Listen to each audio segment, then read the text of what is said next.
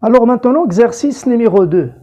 Bon, soit f de xy égale à mn égale à 2xy sur 1 plus x au carré, tout au carré d de x plus phi de x d de y. Alors, première question.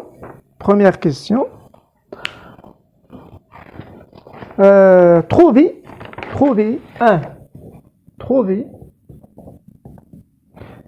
une application, bon, trouver phi, une application phi de R vers R de classe C1 tel que f soit exact ou bien la dérivée de m par rapport à y égale la dérivée de n par rapport à x, ou bien c'est-à-dire f soit exact. Alors on a m xy égale 2x y sur 1 plus x au carré et n xy égale à phi de x. Donc la dérivée de m par rapport à y, de m xy qui est égal à 2xy sur 1 plus x au carré, tout au carré, égal par rapport à y. Donc on a y ici. Donc reste 2x plus 1 plus x au carré, tout au carré. Et donc égal à la dérivée de m par rapport à x qui est égal à phi prime de x, puisque phi dépend seulement de x. Alors on a phi prime de x égale 2x plus 1 plus x au carré, tout au carré. Donc phi de x égale, donc c'est l'intégrale ou bien la primitive de 2x sur 1 plus x au carré, tout au carré d de x. Bon, égale, donc 2x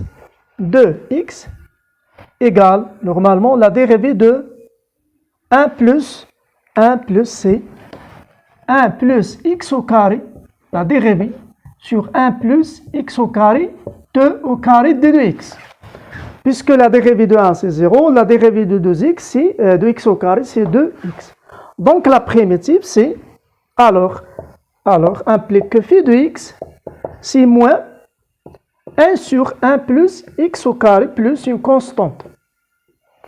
Ou bien phi de x égale à moins 1 sur 1 plus x au carré. Et on remplace phi de x ici par moins 1 plus x au carré. Moins 1 plus x au carré. Alors, deuxième question. Déterminer petite f de x, xy. Donc, deuxième question. 2a.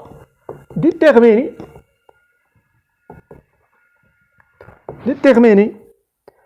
petite f xy telle que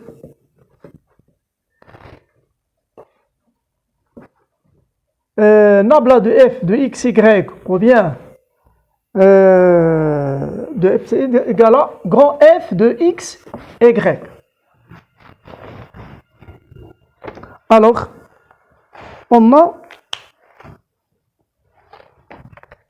la définition de, c'est-à-dire le potentiel de petite f égale à grand f.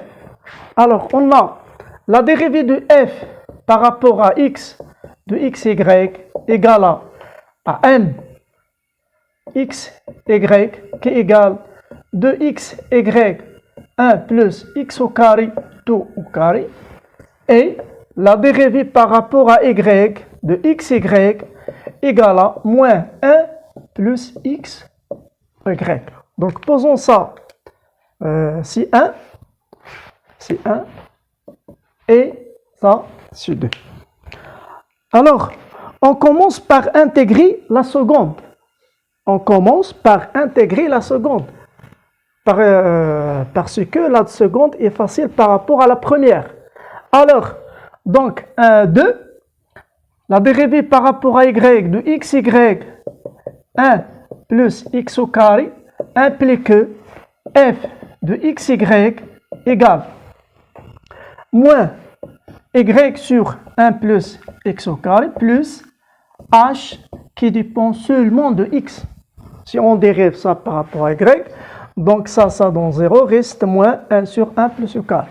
Alors, notons ça, c'est 3. Maintenant, on dérive la troisième formule par rapport à x. Donc, la dérivée de f par rapport à x, y, égale moins, donc si la dérivée, on sait que 1 sur f égale à moins la dérivée prime sur f au carré. Donc, moins ça donne plus, x, et la dérivée de x au carré, c'est donc 1 plus x au carré, la dérivée, fois y sur 1 plus x au carré, tout au carré. Avec f, donc f ici, c'est 1 plus x au carré. Plus h' de x, plus h' de x, égale. Donc la dérivée, c'est 2x, y, 1 plus x au carré, tout au carré, plus h' de x.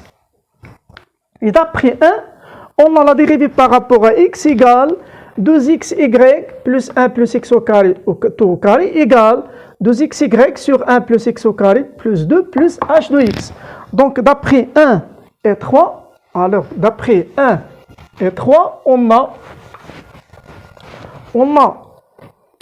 2xy sur 1 plus x au carré, tout au carré, égale 2xy sur 1 plus x au carré, tout au carré, plus h' de x. On simplifie par la première, reste h' de x égale à 0, c'est-à-dire h de x égale à une constante c. Alors f de x, on remplace h par une constante c. Et on a la formule de petite f. C'est moins y sur 1 plus au carré plus une constante. Alors, dernière question B. On déduire la question 3 ou bien 2B. On déduire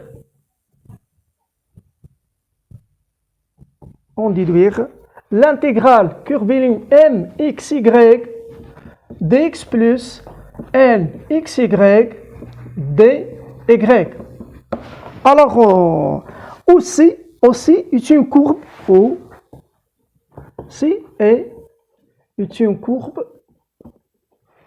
laisse reliant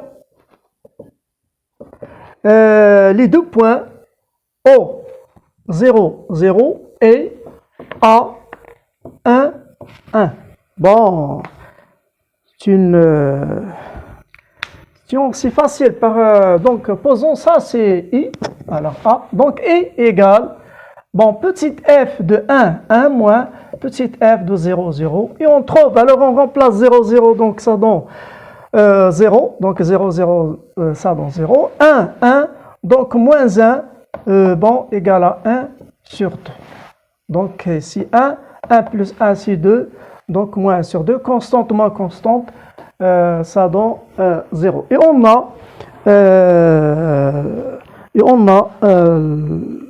le résultat de l'intégrale curviligne de f, de grand F.